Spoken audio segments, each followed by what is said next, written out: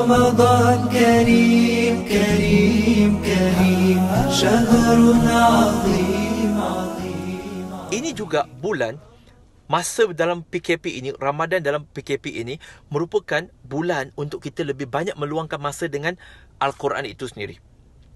Mungkin di kalangan sahabat-sahabat ada yang mu'alaf, ada yang belum pandai membaca Quran dan sebagainya. Mungkin di situ dia rasa, bro, saya tak pandai baca lagi. Macam mana?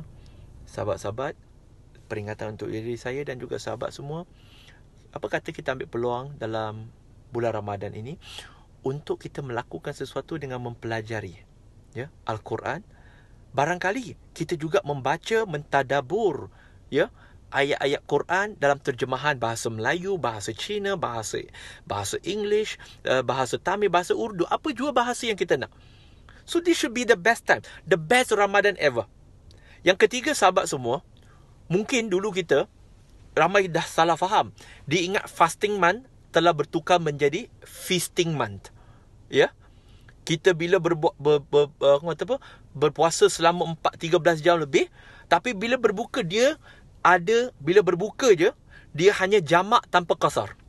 Faham maksud saya? Bila dia berbuka, dia jamak tanpa kasar. Semua dijamakkan, sarapannya, minum paginya, makan tengah harinya, minum petangnya, dengan dinnernya, dia jamak sekali. Maka apa yang berlaku, bila kita pergi ke bazar Ramadan, maka bila kita lapar, masalah dengan kita ialah, bila kita lapar, semua nampak sedap. Jadi bila semua nampak sedap, semua kita nak beli. Dan bila kita semua beli, bukan habis. Kadang-kadang tak habis pun. Akhirnya apa? Kita terlebih makan. Dan bila terlebih makan, kita akan rasa penat. Bila terasa penat, bila terasa mengantuk, bagaimana dengan ibadah kita? Ibadah kita, kualiti kita akan menurun. Tetapi untuk Ramadan dalam PKP ini, kita boleh memilih makanan yang lebih sihat kerana kita masak. Dan ini juga peringatan kepada kita sebagai suami dan juga kepada isteri-isteri kita, bahawa iaitu contoh bila berbuka, tak payah masak 5-6 lauk. Tak payah masak 5-6 lauk. Masak 1-2 cukup. Dan kalau masak 1-2 untuk orang kata apa?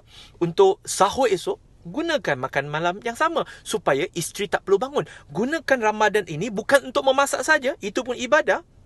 Tetapi gunakan Ramadan ini untuk kita memaksimalkan masa kita untuk beribadah kepada Allah Subhanahu Wa Taala, untuk meningkatkan iman kita. Meningkatkan iman kita.